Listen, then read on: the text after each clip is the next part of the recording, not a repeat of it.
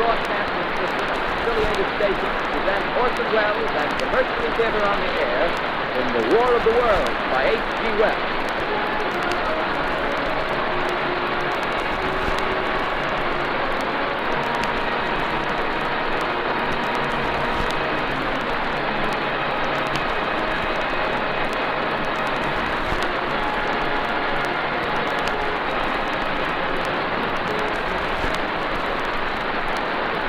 Director of the Mercury Theater and star of these broadcasts, Orson Welles. We know now that in the early years of the 20th century, this world is being watched closely by intelligences greater than man, yet as mortal as souls.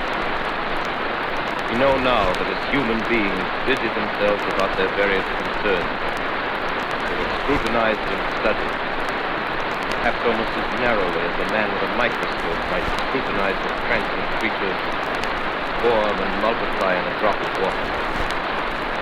With infinite complacence, people went to and fro over the earth about their little affairs, serene in the assurance of their dominion over this small, spinning fragment of solar driftwood, which by chance or design, man has inherited out of the dark mystery of time and space.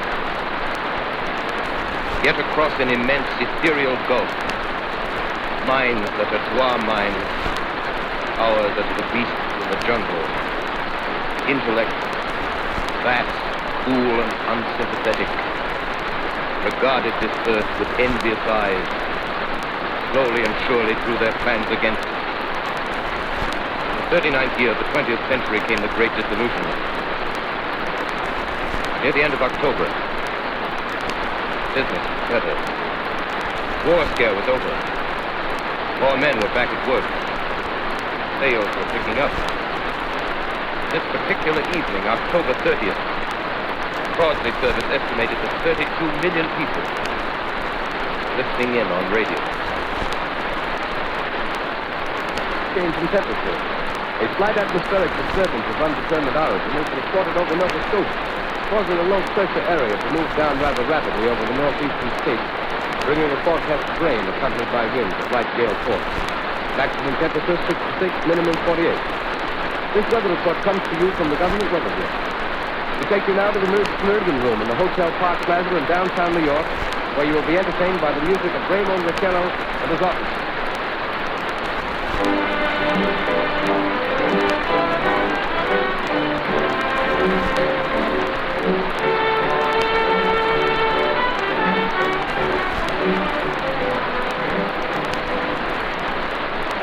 Good evening, ladies and gentlemen. From the Meridian Room in the Park Plaza Hotel in New York City, we bring you the music of Raymond Riccello and his orchestra. The touch at the center, Raymond Riccello reports with La Compagnia.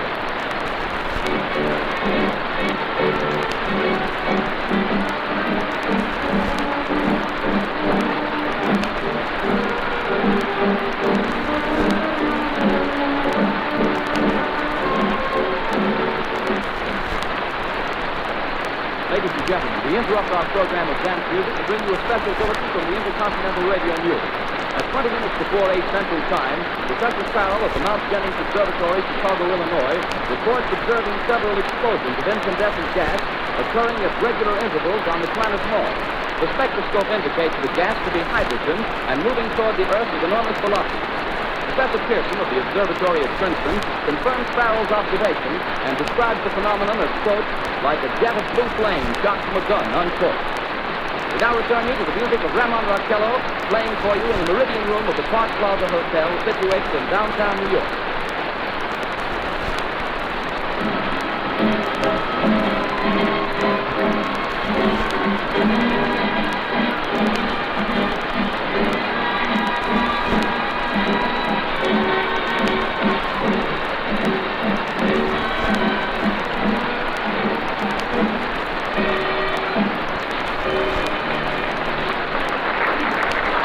Now, a tune that never loses faith, the ever-popular Stardust, Raymond Riccello and his orchestra.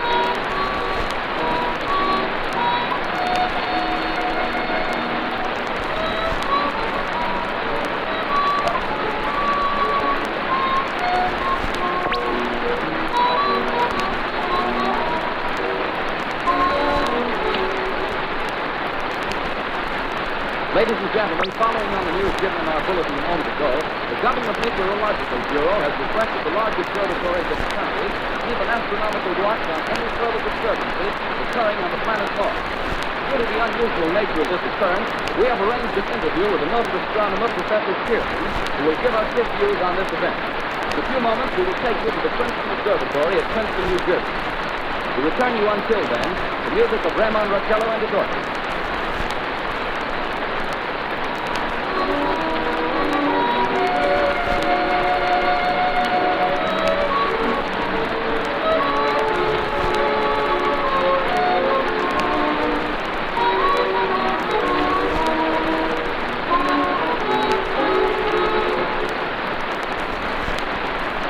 We are ready now to take you to the Princeton Observatory at Princeton, where Carl Phillips, our commentator, will interview Professor Richard Pearson, famous astronomer.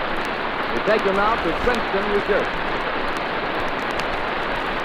Good evening, ladies and gentlemen. Carl Phillips speaking to you from the Observatory at Princeton.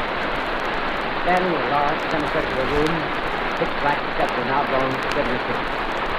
Through this opening, I can see a sprinkling of stars that cast a kind of frosty glow over the intricate mechanism of the huge comet. Ticking sounds you hear, the vibration of the clock. Professor Pearson stands directly above me on a small platform, peering through the giant lens. I ask you to be patient, ladies and gentlemen. During any delay that may arise during our interview. Trying to ceaseless watch the heavens, Professor Pearson may be interrupted by telephone or other communication. During this period, he is in constant touch with the astronomical centers of the world. Professor, may I begin our questions?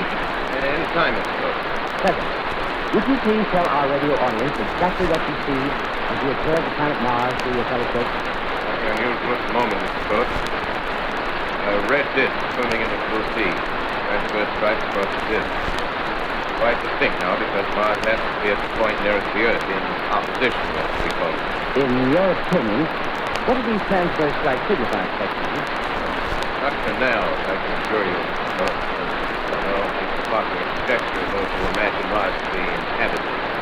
From a scientific viewpoint, the stripes are merely the result of atmospheric conditions peculiar to the planet. Then you're quite convinced as a scientist that living intelligence as we know it does not exist on Mars? There's a chance against it or 1,001. And yet, how do you account for these gas eruptions occurring on the surface of the planet at regular intervals? Phillips, I cannot account for it. By the way, sir, for the benefit of our listeners, how far is Mars from the Earth? Approximately 40 million miles. Well, that seems a safe enough distance. Just a moment, ladies and gentlemen. Someone is just handed Professor Pearson a message. While he reads it, let me remind you that we are speaking to you from the observatory in Princeton, New Jersey, where we are interviewing the world-famous astronomer, Professor Pearson. One moment, please. Professor Pearson has passed me a message which he has just received. Professor, may I read the message to the listening audience? Certainly. Ladies and gentlemen, I can read you a wire addressed to Professor Pearson from Dr. Gray of the Natural History Museum, New York. Quote, 9:15 p.m. Eastern Standard Time. Seismograph registers shock of almost earthquake intensity occurring within a radius of 20 miles of Princeton. Please investigate. Signed Lloyd Gray, Chief of Astronomical Division. Unquote. Professor Pearson, does this occurrence possibly have something to do with the disturbances observed on the planet Mars? Hardly, Mr. Phillips. Probably a meteorite of unusual size whose arrival at this particular time is merely a coincidence. However, we shall conduct a search as soon as daylight permits. Thank you, Professor. Ladies and gentlemen, for the past 10 minutes, we've been speaking to you from the observatory of Princeton, bringing you a special interview with Professor Pearson, noted astronomer. This is Carl Phillips speaking. We are returning you now to our New York studio.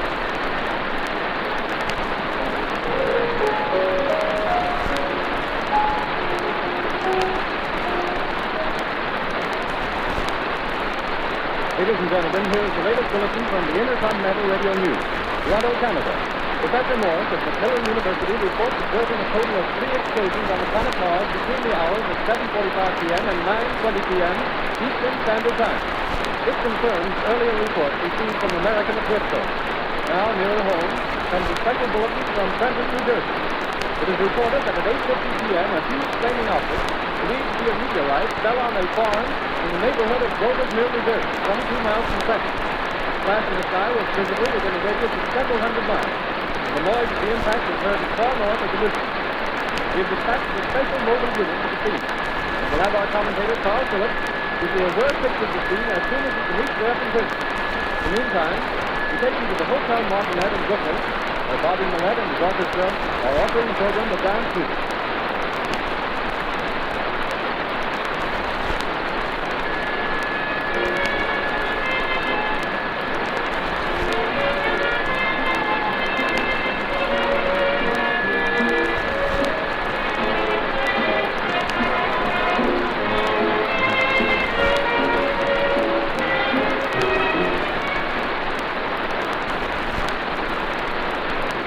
Take you now to Grover's Mill, New Jersey.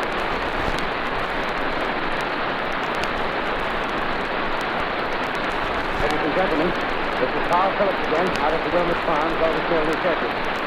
Mr. Pearson and myself made the 11 miles in 16 and 10 minutes. Well, I hardly know where to begin.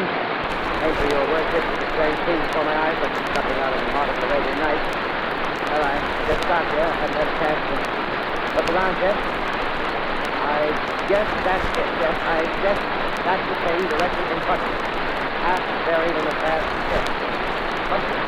Terrific force. Ground is covered with pretty clear. It's way down. And I can see the object itself doesn't look very much like a meteor.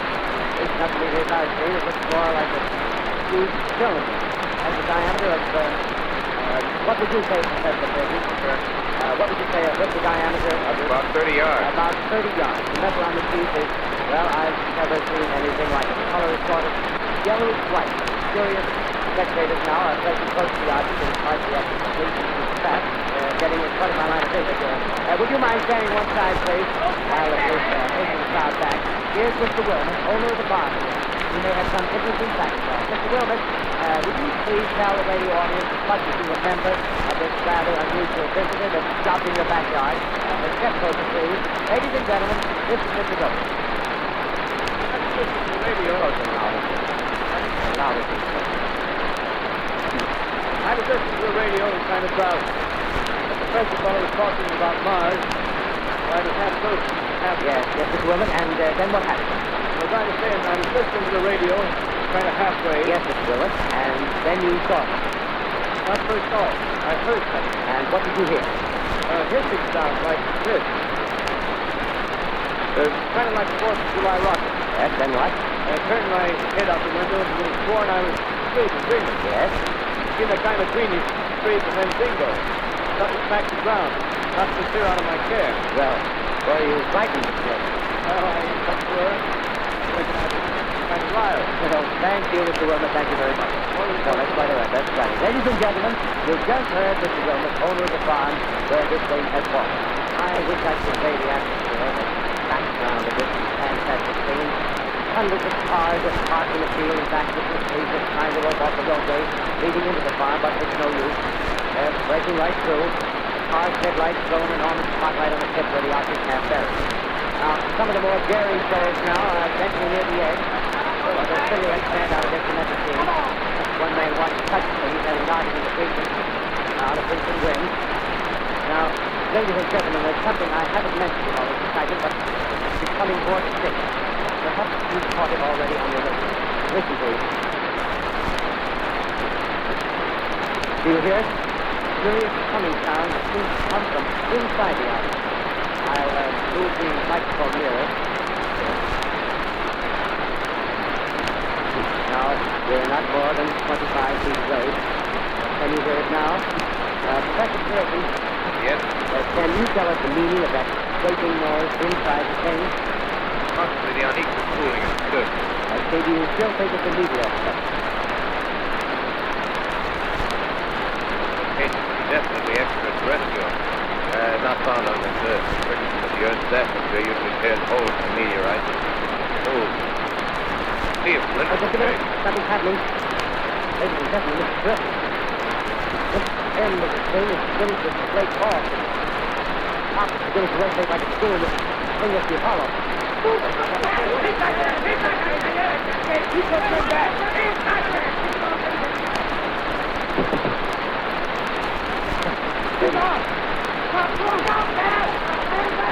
and gentlemen, this is the most terrifying thing I've ever witnessed. Wait a minute. Onions. falling someone or something. I see turning out of that black hole through a luminous disc. The eyes might be a face, might be almost a second. Something wriggling out of the shadow like a gray snake. Now it's another one, and another one, and another one. They look like tentacles to me. I can see the thing's body now. It's large. Large as a bear. Crystals like wet leather, but faint. Ladies and gentlemen, it's indescribable. Like how it's forcing myself to keep looking at it. Oh, eyes are black and like a circle in the mouth is a kind of V-shape with saliva dripping from its rimless lips. It seems to quiver, pulsate, and monster or whatever it is can hardly move. It seems weighed down by possibly gravity or something. The thing's rising up now, and the cloud falls back. It seems plenty. Seriously, ladies and gentlemen, I'll find words. Pull this microphone with me as I talk. I'll have to stop the script until I can take a new position. Hold on, will you please? I'll be right back in a minute.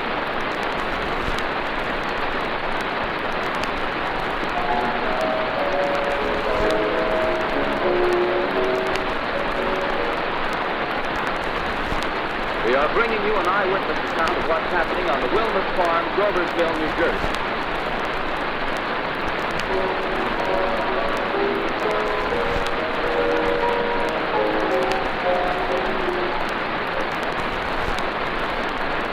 We now return you to Carl Phillips at Grover's Mill.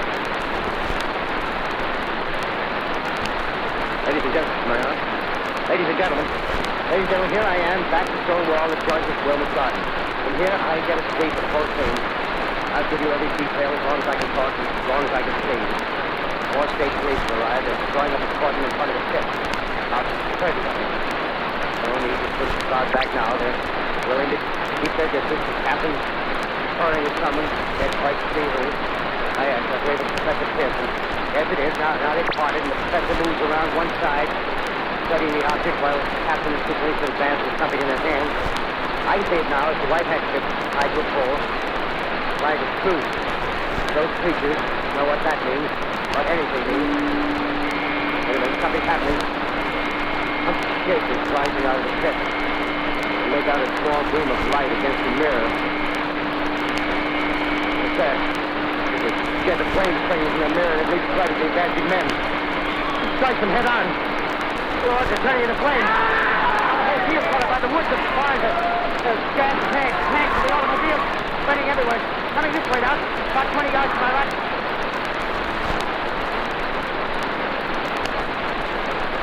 Ladies and gentlemen, due to circumstances beyond our control, we are unable to continue the broadcast from Grover's Mill. Evidently, there's some difficulty with our field transmission. However, we will return to that point at the earliest opportunity. In the meantime, we have a late bulletin from San Diego, California. Professor Ingleshofer, speaking at a dinner of the California Astronomical Society, expressed the opinion that the explosions on Mars are undoubtedly nothing more than severe volcanic disturbances on the surface of the planet. We continue now with our piano instrument.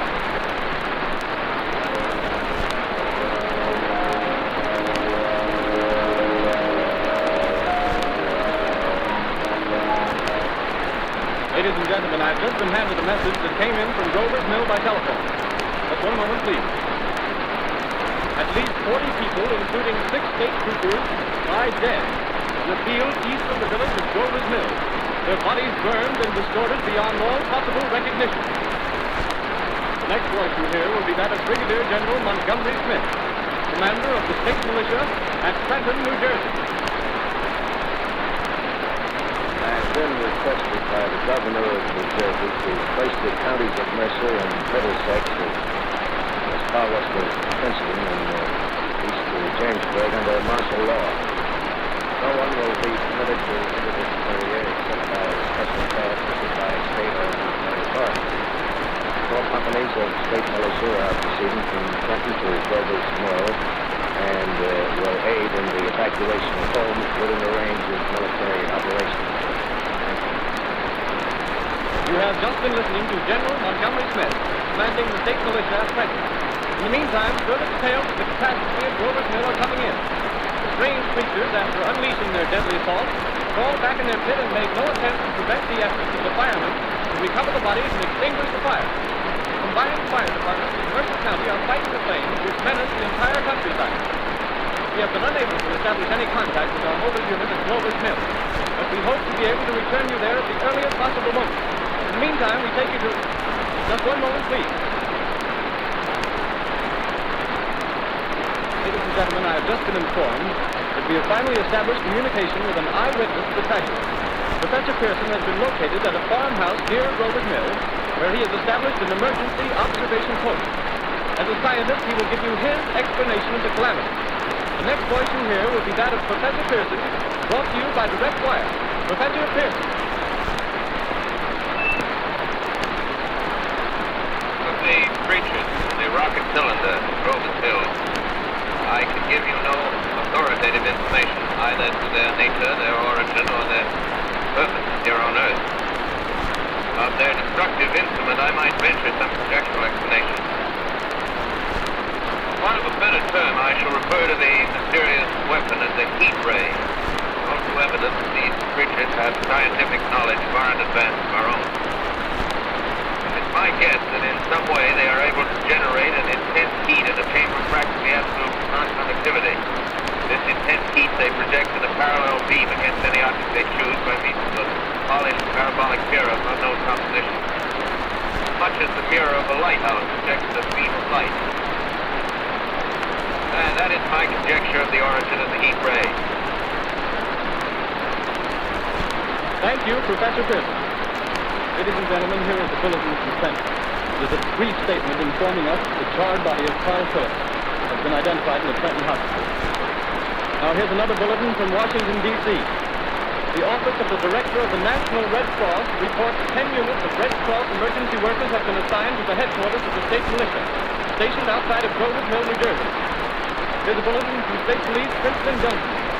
The fires at Grover's Mill and vicinity are now under control. Scouts report all quiet in the pit, and there is no sign of life appearing from the mouth of the cylinder. And now, ladies and gentlemen, we have a special statement from Mr. Harry McDonald, Vice President in charge of operations. Received a request from the State Militia of Trenton to place at their disposal our entire broadcasting facility. In view of the gravity of the situation, believing that radio has a responsibility to serve the public interest at all times, we are turning over our facilities to the State Militia of Trenton. Take you now to the field headquarters of the state militia near Grover's Mill, New Jersey. Captain Lansing of the Signal Corps, attached to the state militia, now engaged in military operations in the vicinity of Grover's Mill.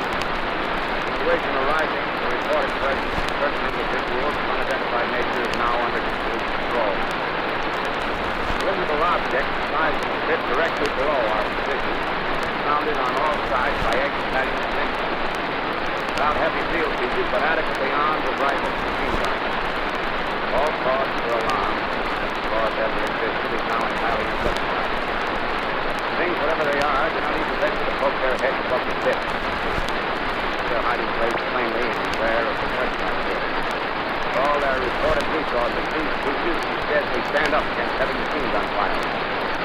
Anyway, it's an interesting outing for the troops. As we make out their cotton uniforms, crossing back and forth in front of the light. Looks almost like a real war. There appears to be some slight smoke in the woods bordering the Millstone River. Nothing fire south of the camp. Well, we're going to see some action soon. One of the companies is deploying on the left flank. The switch runs through all the open. Wait a minute, I see something on top of the cylinder. No, it's nothing but a job. Now the troops on the edge of the Roman farm. 7,000 armed men closing in on an old metal tube. Tough, Bravo. Well, wait, that wasn't shadow, it's something moving. Solid metal, kind of a steel like affair rising up out the cylinder. Going higher and higher. But it's standing on legs, actually rearing up on a sort of metal framework. Now it's reaching above the trees and the searchlights are on it. Hold on.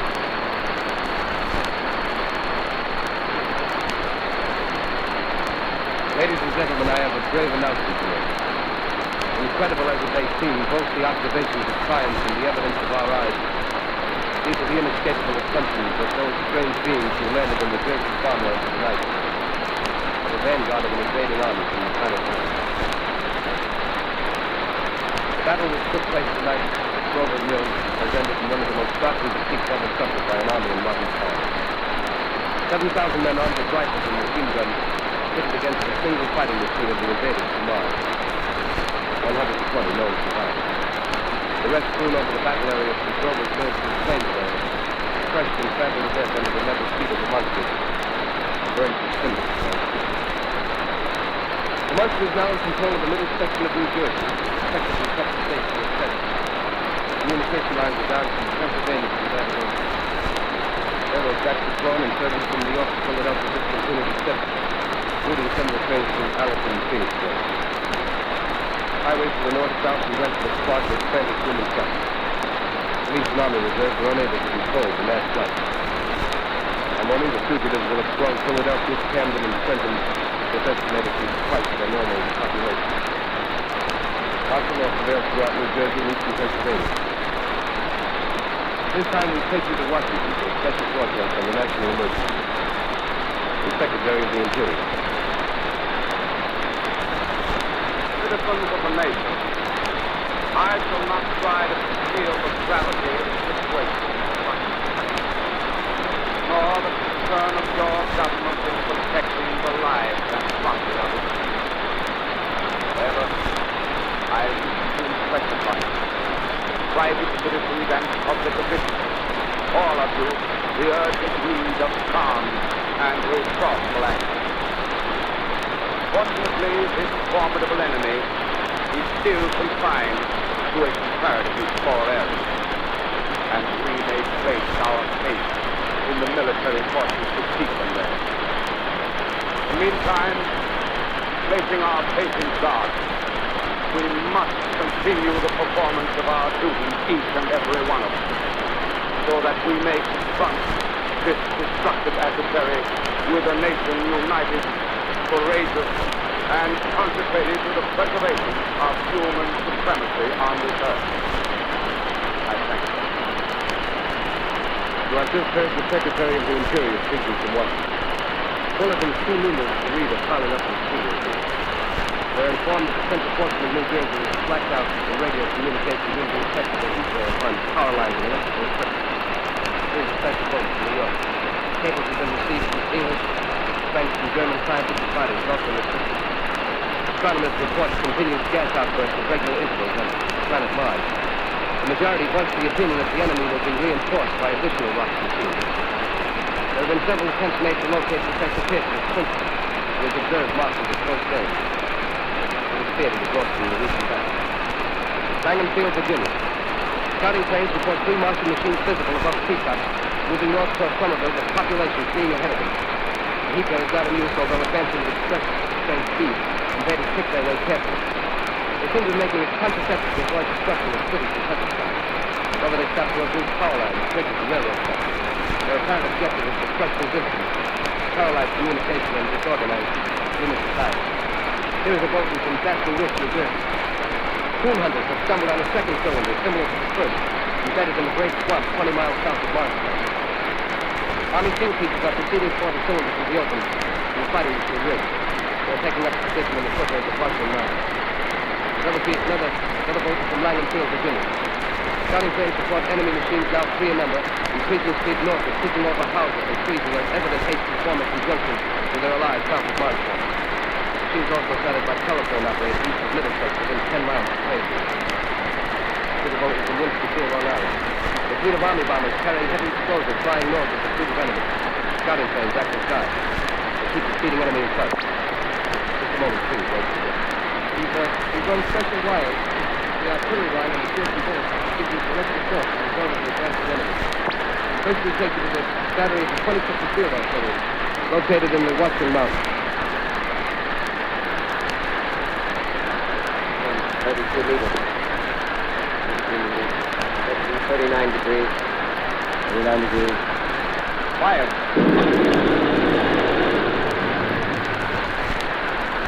40 yards to your right. Ship range, 31 meters. 31 meters. Section 37 degrees. 37 degrees. Fire!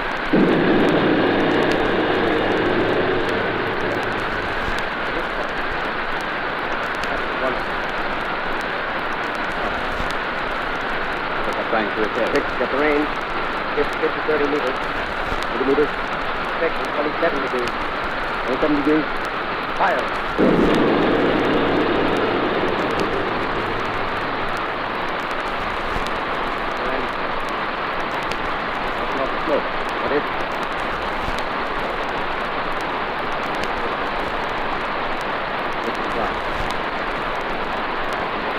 gas mask.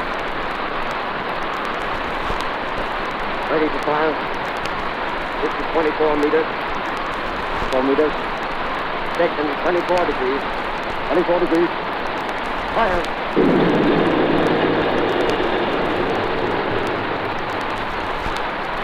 See, sir. Let's come nearer. Get the rain.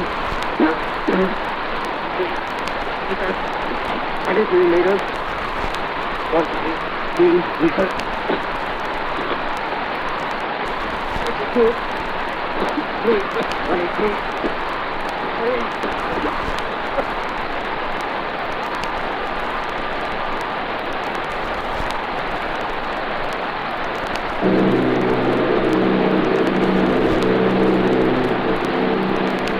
Army bombing plane B-843 off Bayonne, New Jersey. Lieutenant Boat commanding 8 bombers. Reporting to Commander Fairfax, Langham Field. This is Boat reporting to Commander Fairfax, Langham Field. Enemy tripod machines now in sight. Reinforced by 2 machines from the Morristown cylinder. 6 altogether. 1 machine partially crippled. Believed hit by shell from army gun in Watchung Mountain. Guns now appear silent. A heavy black fog hanging close to the earth of extreme density, nature unknown. No sign of heat ray. Enemy now turns east, crossing Passaic River into the Jersey marshes. Other straddles the Pulaski Skyway. Evident objective is New York City. Pushing down a high-tension power station. Teams are close together now, and we're ready to attack. Plane circling, ready to strike.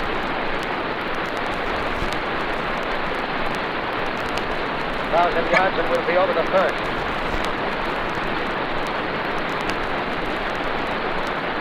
$800 yards.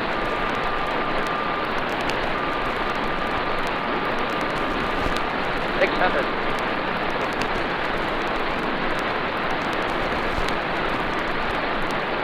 $400. 200. There they go. Fire down, raised. Green flash. This spraying us with flame. 2,000 feet. Engines are giving out. No chance to release bombs. Only one thing left. Drop on the plane and all. We're diving on the first one. Now the engine's gone. Hey!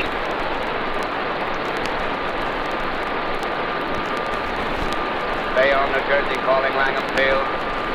Bayonne, New Jersey, calling Langham Field. Come in, please. Langham Field. Go ahead. 8 Army bombers in engagement with enemy tripod machines over Jersey Flats. Engines incapacitated by heat ray. All crashed. 1 enemy machine destroyed. Enemy now discharging heavy black smoke in the direction of Newark, New Jersey. Newark, New Jersey. Warning. Poisonous black smoke pouring in from Jersey Market.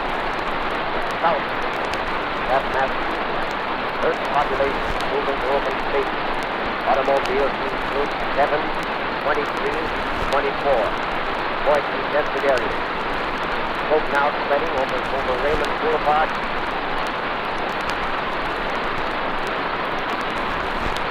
Direct well, calling to still, direct well, calling to still, direct well, calling to XVR, come in place. XVR, coming back to XQL. Intercepted. Gateway. Where are you in XVR? Matter. Where are you?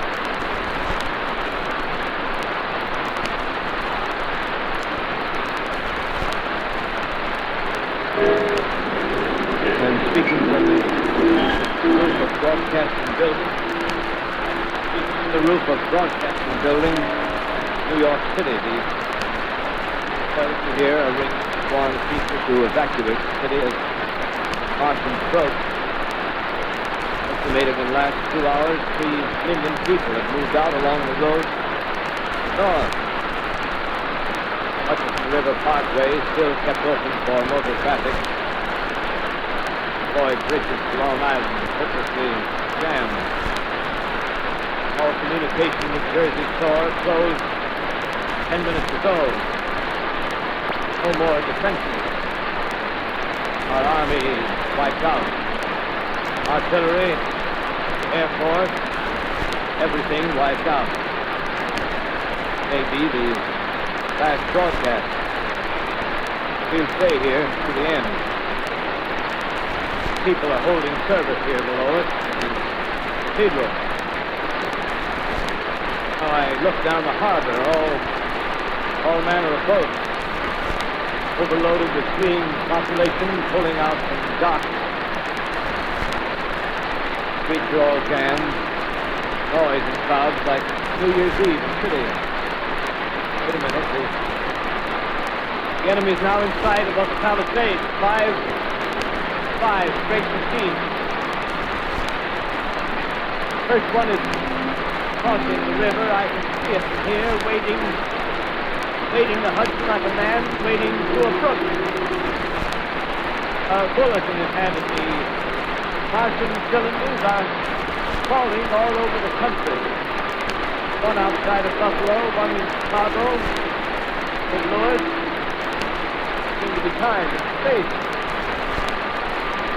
Now the first machine reaches the shore. And Watson is looking over the city. Feels Howley's head is beating with his skyscrapers.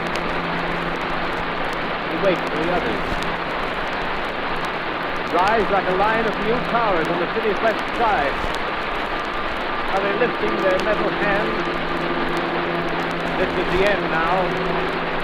Smoke comes out, black smoke drifting over the city. People in the streets see it now. They're running toward the East River, thousands of them, dropping in like rats. Now the smoke's spreading faster. It reaches Times Square. People are trying to run away from it, but it's no use. They're falling like flies. Now the smoke's crossing 6th Avenue. 5th Avenue. 100 yards away. 50 feet.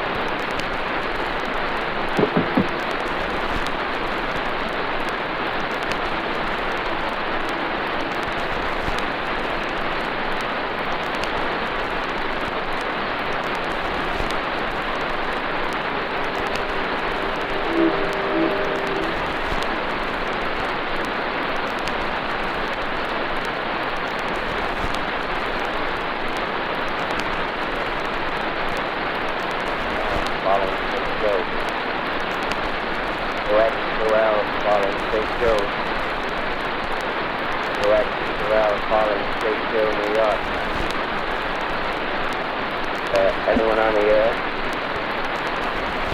Is there anyone on the air? Is there anyone? Correct, well.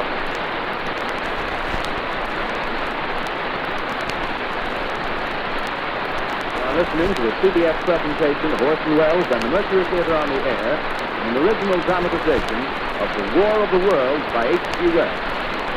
The performance will continue after a brief intermission. This is the Columbia Broadcasting System.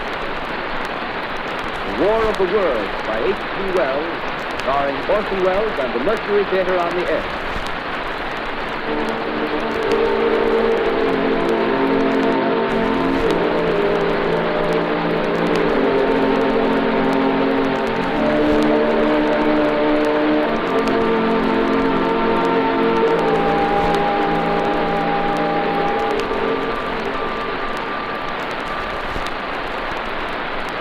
Set down these notes on paper. I'm obsessed by the thought that I may be the last living man on Earth. Hiding in this empty house near Grover's Mill. A small island of daylight cut off by the black smoke from the rest of the world. All that happened before the arrival of these monstrous creatures in the world now seems part of another life. Life that has no continuity with the present. Furtive existence. The lonely derelict who pencils these words on the back of some astronomical note-bearing signature. He kiss. Look down at my blackened hand.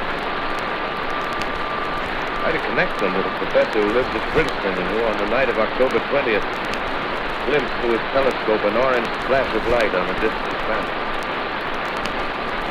White. My colleague, my student, books. Observatory. My world. Where are they? Did they ever exist? Am I Richard Twist? Days. 2 days exist without calendars. The time passed when there are no human hands left in it. Writing down my daily life, I tell myself I should preserve human history between the dark covers, little books, and record the movement of the stars. Write and live and live and eat. Find molded red in the kitchen, orange, boiled slow. Watch the window.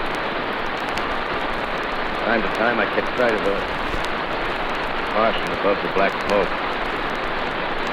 Smoke still holds the house in its black coil, but down. Suddenly I see a Martian mounted on his machine, spraying the air with a jet of steam as it dissipates the smoke. I watch in the corner as his huge metal legs nearly brush against the house. Exhausted by terror, I fell asleep. Morning. Comes against the window. Black cloud of gas is lifted and scorched meadows north of the black snow.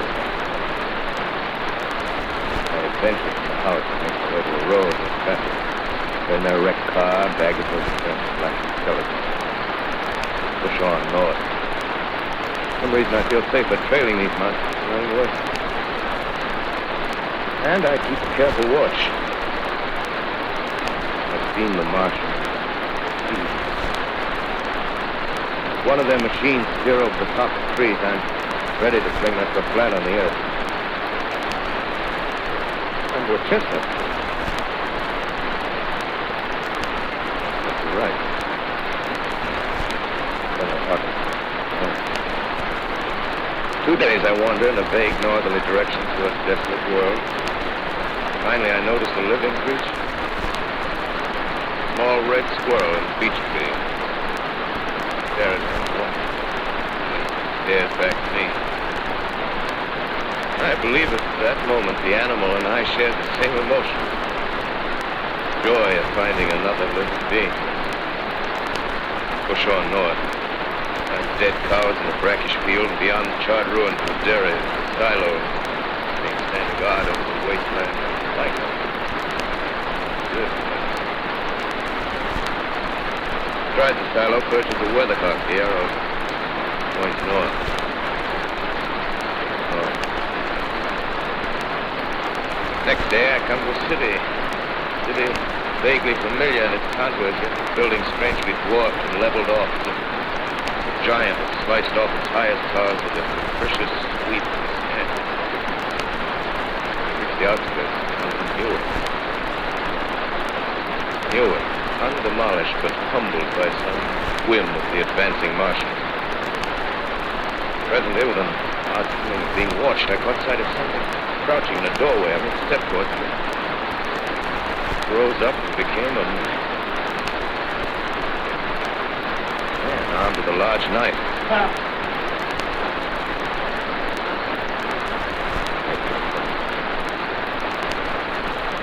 Many places.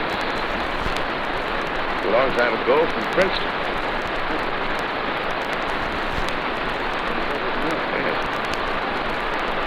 Davis Mill. There's no food here. This is my country. All this end of town down the river. There's only food for one.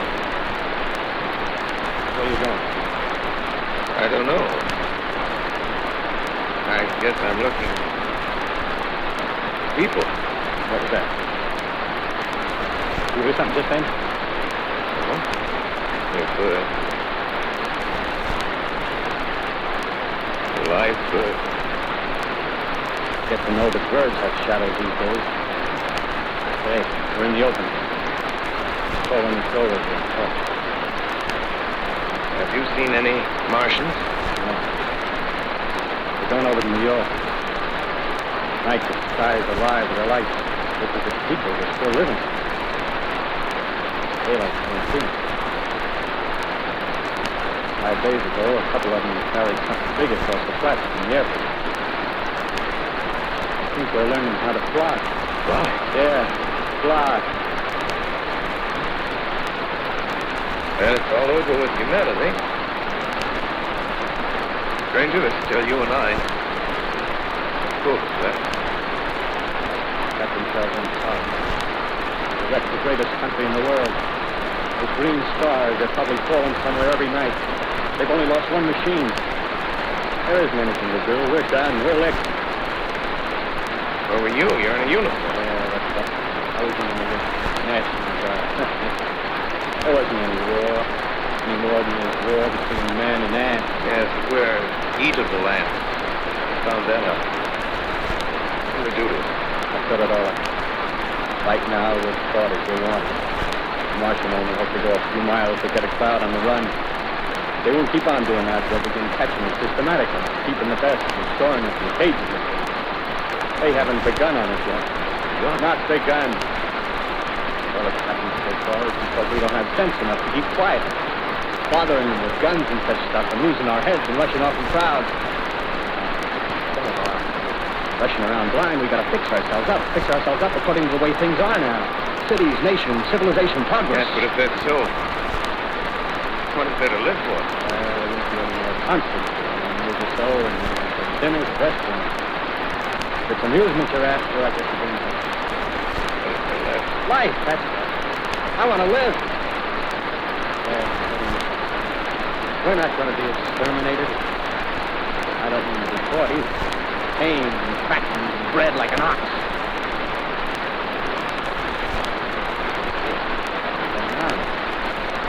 Right under their feet. I got a plan. 3 men as men. We don't know enough. We got to learn plenty before we got a chance.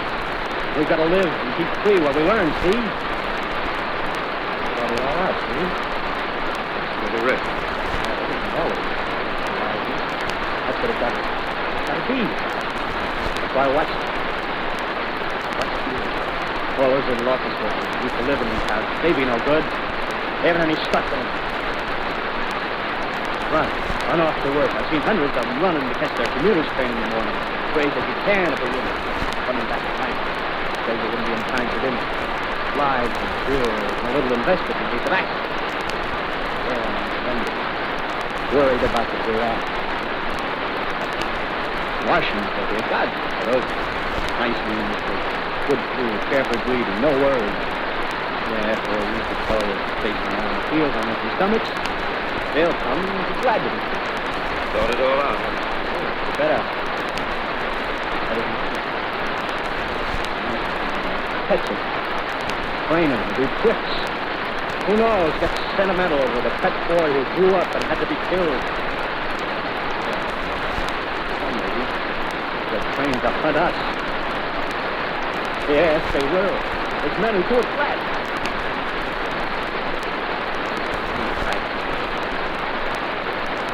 Meantime, you and I and others like us, where are we to live? The Martians own the Earth. Live underground. And think about the sea. Under New York, they're miles and miles. The main ones are big enough running. And they're soft, tall. Underground railroad, railroad tunnels, subway. What about the stone under? No leak. That rubbish. Out. Yes, you can't eat. You can't. Don't quarrel about that. Go on. Gotta make safe places for us to stay. But all the books we science. That's where men like you come in, see? You raid the museums. They'll even spy on the Martians. You might be so much we left alone before. Just imagine it. full of fire with their own fighting machines when they start off. Heat rays right and left. Not a Martian in them. Not a Martian in them, see? But men who've learned the way how.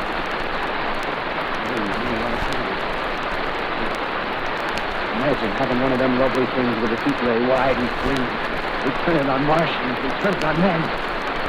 We bring everybody down on their knees. That's your plan. You.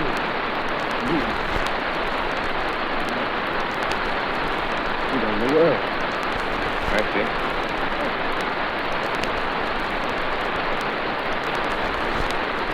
Not to your world. Bye, stranger. Well, after parting with the artilleryman, I came at last to the Holland Tunnel, entered that silent tube. Anxious to know the fate of the great city on the other side of the Hudson. Cautiously, I came out of the tunnel and made my way up Canal Street. Reached 14th Street there again. Black powder, several bodies, an evil, ominous smell from the grating to the cellars of the houses. Wandered up through the 30s and 40s. Stood alone on Times Square. Caught sight of a lean dog running down 7th Avenue. Dark brown meat. Pack of starving monsters. Made a wide circle around him so he could move fresh ahead of him. Walked up Broadway in the direction of the strange order. That silent shopkeepers playing their mute wares against the sidewalks. Past the Capitol Theater. Silent. Dark. Past the shooting gallery where a row of empty guns faced a restless line of wood stuff. Here, Columbus Circle. I noticed models of 1939 motor cars in the showroom facing every street. Over the top of the General Motors building, I watched the spotless black birds circling in the sky. Hurried on. Suddenly, I caught sight of the hood of a Martian machine, standing somewhere in Central Park, gleaming in the late afternoon sun. Same idea. I rushed recklessly across Columbus Circle and into the park. I climbed a small hill above the pond at 60th Street. From there, I could see, standing in a silent row along the mall, 19 of those great metal titans, their cowls empty, their steel arms hanging listlessly by their sides. I looked in vain for the monsters that inhabit those machines. Suddenly, my eyes were attracted to the immense flock of black birds that hovered directly below me. They circled the ground. And there before my eyes, dark and silent, lay the Martians, the hungry birds, pecking and tearing brown shreds of flesh. Later, when their bodies were examined in laboratories, it was found that they were killed by the putrefactive and disease bacteria against which their systems were unprepared. Slain, after all, man's sense failed. Upon this one, God, with wisdom, put upon the earth.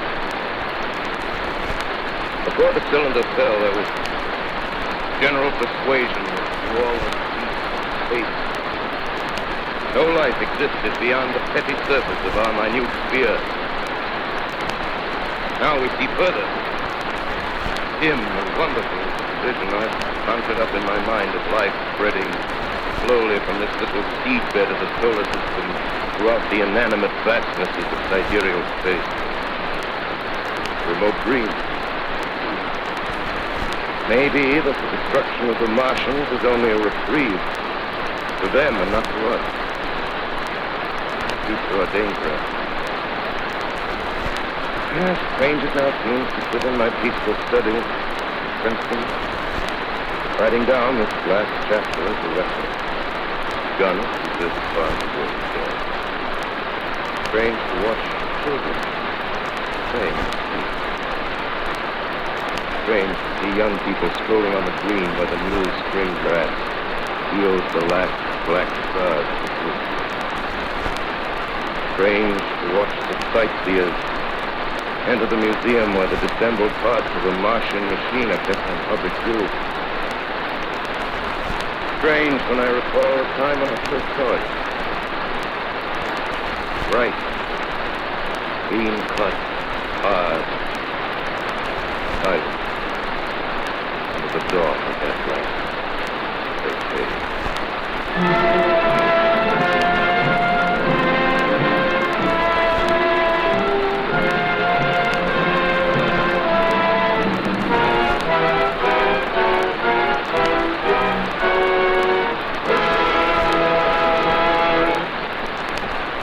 is Orson Welles, ladies and gentlemen.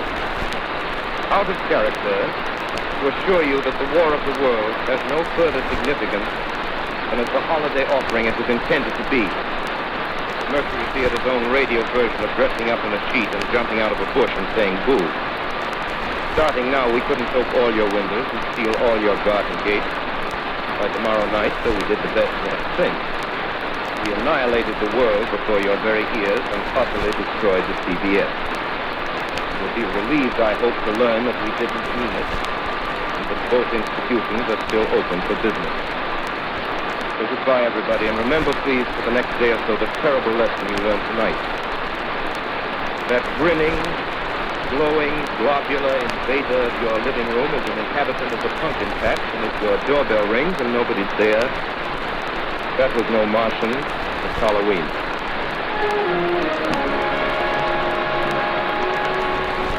Tonight, the Columbia Broadcasting System and its affiliated stations coast to coast has brought you The War of the World by H.G. Wells, the 17th in its weekly series of dramatic broadcasts featuring Orson Welles and the Mercury Theater on the air. Next week, we present a dramatization of three famous short stories. This is the Columbia Broadcasting System.